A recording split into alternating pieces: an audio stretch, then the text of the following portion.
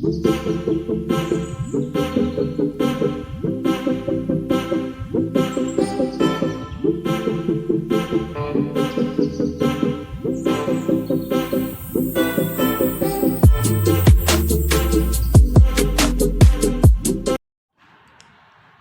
semuanya, perkenalkan nama lengkap saya Rovina Emilia Jelita, NIM 18030300011.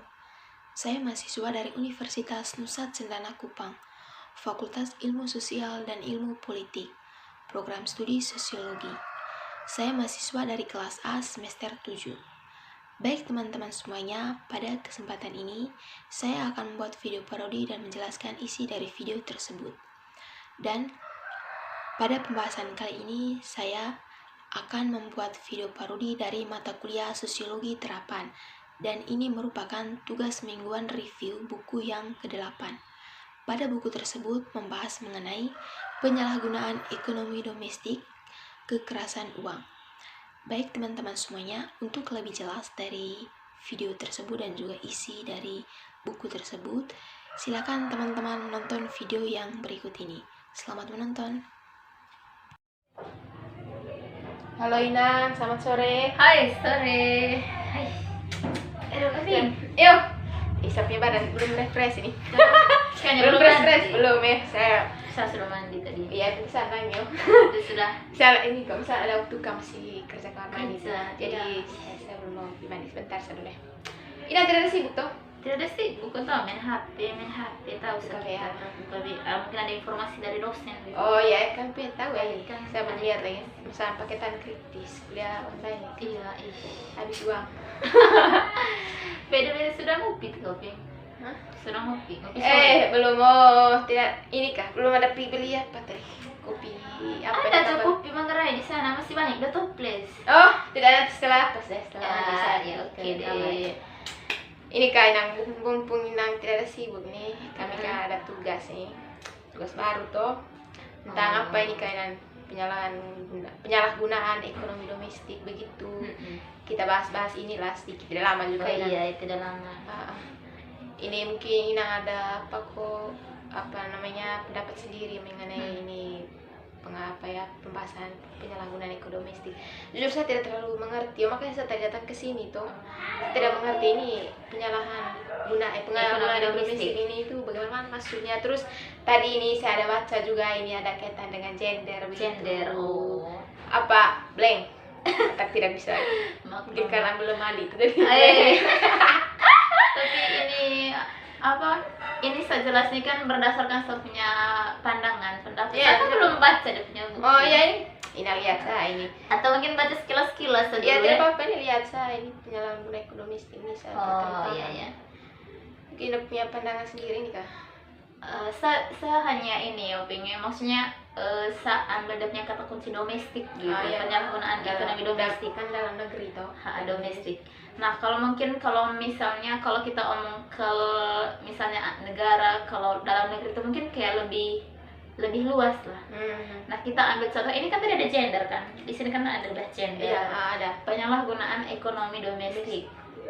Nah, kalau kita kaitkan dengan gender kan, nah pasti ada tuh kan yang namanya yang ekonomi domestik, penyalahgunaan ini antara berkaitan dengan pekerjaan kan, Iya. sama domestik.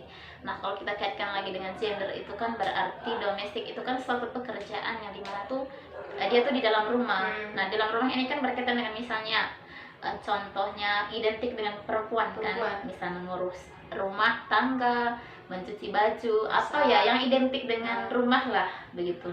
Nah, kalau kita Berarti lagi khususnya dalam rumah bukan di luar. Kalau di luar tuh kan itu kan kayak publik tuh yang bersifat kantor. Nah, kalau laki-laki kan pasti kalau kita kaitkan ke gender tuh pasti laki-laki tuh kan mereka tuh lebih identik kayak ke lapangan, ke kantor, pokok pekerjaan yang di luar rumah begitu. Nah, tadi saya baca sekilas tuh contohnya tadi tuh kan di sini kan ada kasus yang di India. Iya betul lah. Nah, di India tuh. Nah, yang dimana tadi itu dia punya suami ini menginginkan istrinya supaya dia punya pendapatannya itu harus diserahkan kepada suaminya. Terus segala kebutuhan di dalam rumah tangga rumah tuh kan harus istri. harus istri. Sementara kan di sini dia yang menjadi kepala keluarga. Kepala keluarga. Kalau Seharusnya dia yang berperan penting di situ. Kalau kan kita di budaya kita di Indonesia kan itu laki-laki kan sebenarnya yang menjadi tulang punggung keluarga. Kalau misalnya di Indonesia seperti saya rasa ini lebih ke banyak kasus. Banyak dihukum kasus, ini. apalagi di Manggarai Langsung dihukum kayaknya ini. dihukum, bahkan dihujat.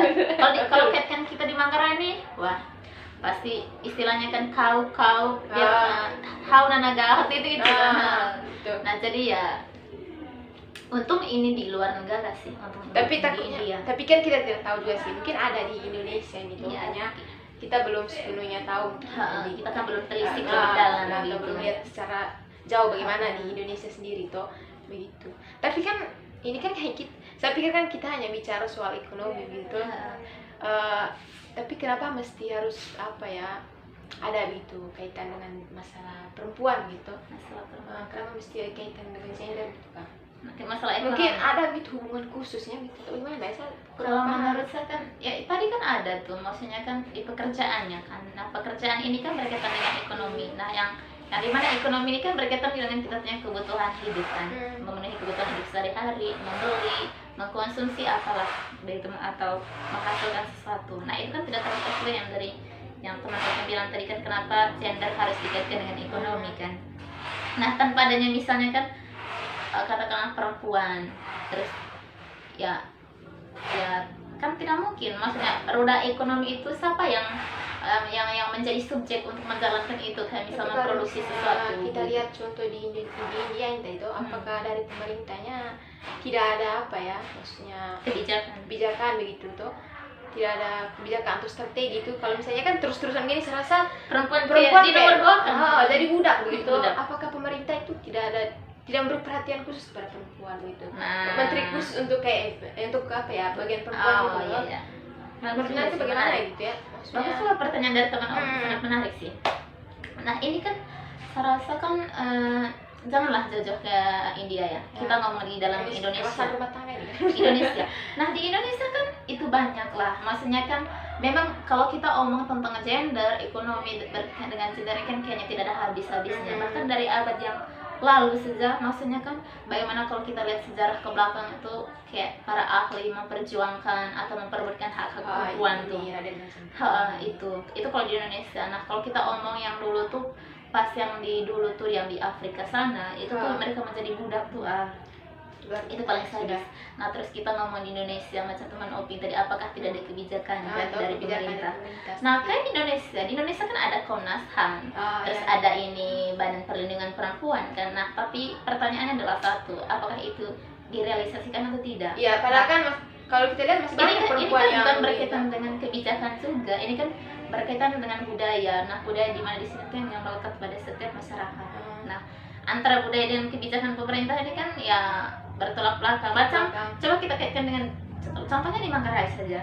Nah di Manggarai itu kan di mana tuh budaya patriarki itu selalu menomorsatukan. Laki-laki selalu ya nomor satu.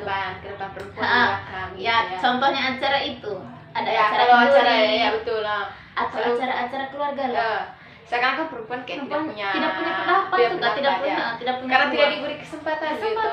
Selalu perempuan yang di belakang urus masak ya, katakanlah ya ini pertemuan ya biar bapak-bapak sudah di depan, terus perempuan di belakang. Nah ini kan contoh-contoh kecil. Nah jadi sehingga semakin begitu terus ya banyak pemimpin tuh ya laki-laki dan laki-laki. Nah perempuan ya gitu.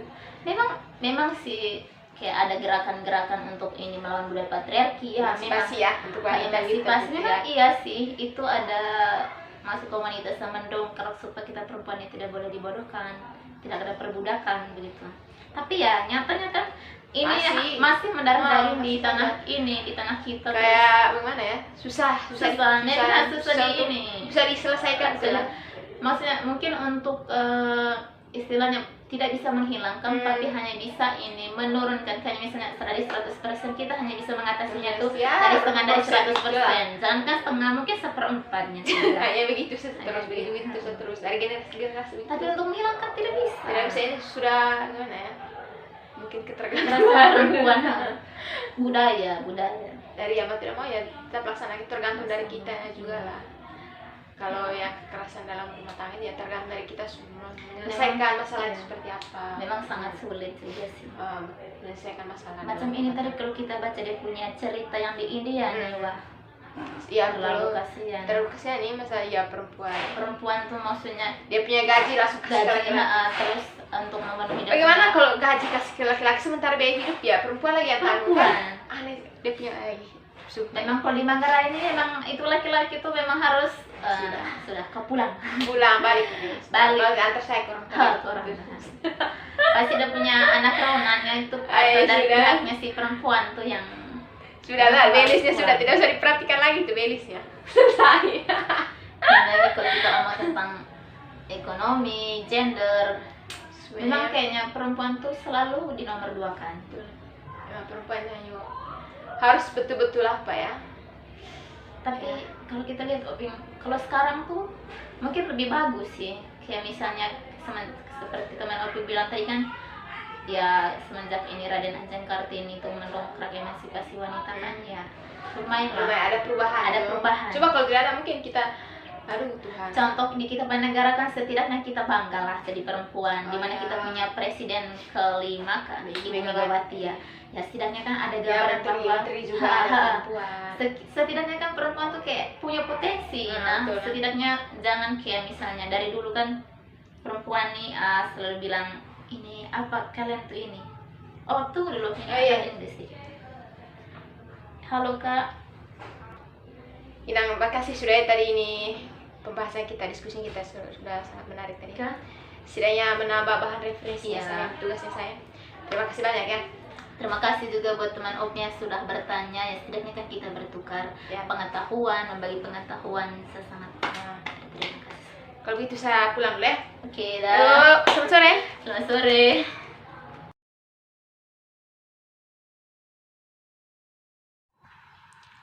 Baik teman-teman, dari video parodi yang telah saya buat pada tugas minggu review ke-8 dari mata kuliah Sosiologi Terapan, yang mana menjelaskan tentang penyalahgunaan ekonomi domestik kekerasan uang.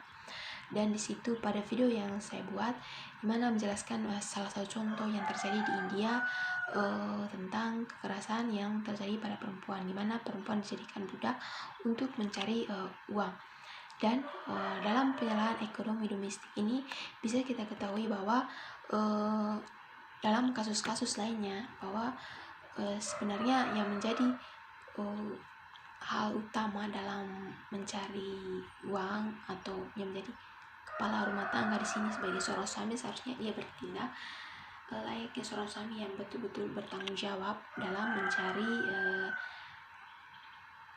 dalam melengkapi kebutuhan keluarganya, bukan malah menjadikan istri sebagai budak dalam mencari uang. Dan singkat dari contoh video yang parodi yang setelah saya buat, dimana kita lihat sedikit penjelasannya bahwa perekonomian merupakan aktivitas ekonomi yang tidak bisa terlepas dari kehidupan manusia di belahan bumi manapun, dan dalam perkembangannya perekonomian mengalami transformasi, modernisasi bahkan inovasi dalam pengaplikasian penerapannya, dan tentu saja bersumber pada teori-teori ataupun dasar-dasar ekonomi yang telah ada. Namun dalam praktiknya teori-teori ekonomi bersifat fleksibel sesuai kebutuhan dari suatu negara ataupun lingkup yang mengaplikasikannya. Dan karena perubahan umum perekonomian yang dialami suatu negara sering menjadi bahan pembicaraan baik di kalangan ilmuwan ekonom, pejabat pemerintah maupun masyarakat yang tertarik sebagai pemerhati ekonomi. Berbagai media massa sering membuat berita besar mengenai perubahan ekonomi yang dialami suatu negara, seperti inflasi, pengangguran, kesempatan kerja, hasil produksi, dan penanaman modal. Setiap negara senantiasa mengharapkan agar perekonomian yang dicapai mengalami peningkatan terus-menerus. Peningkatan perekonomian tersebut akan memupuk investasi serta kemampuan teknik produksi agar hasil produksi terus meningkat. Dan jika hasil produksi meningkat, pastinya perekonomian mengalami pertumbuhan serta memberikan kesejahteraan ekonomi yang lebih baik bagi penduduk negara tersebut. Seperti dari contoh yang telah saya buat, yang dibuat dalam video parodi, di mana perempuan yang dijadikan budak untuk dikerjakan mencari uang, sementara suami hanya tinggal meminta-minta, ya contohnya tadi di India. Kita berharap semoga kondisi Indonesia tidak seperti itu ya. Diharapkan agar sebagai hak asasi manusia itu betul-betul ada adil, dan terutama peran seorang perempuan betul-betul adil, dan perempuan jangan dijadikan sebagai pekerja utama. Bukan berarti perempuan tidak kerja, tetapi harus mengimbangi dengan kekuatan fisik seorang perempuan. Dan kita berharap semoga kekerasan yang ada di Indonesia itu semoga saja tidak ada kasus-kasus yang seperti itu yang sama halnya terjadi di India. Kita berharap pemerintah betul-betul memperhatikan masyarakat yang terutama dalam kondisi perekonomian, supaya jangan dalam masalah perekonomian dijadikan suatu hal suatu masalah yang bisa menyebabkan keluarga itu terpecah belah. Setidaknya setiap perekonomian dari masyarakat juga semoga dapat seimbang, dan juga di sana diperhatikan oleh pemerintah, dan tidak kurangnya juga lah kasus pengangguran, supaya tidak ada terjadi hal-hal yang tidak diinginkan dalam masyarakat, lebih khususnya dalam kehidupan keluarga. Baik teman-teman semuanya, mungkin itu singkat penjelasan dari video parodi yang telah saya buat. Kurang dan lebihnya saya mohon maaf. Sekian dan terima kasih.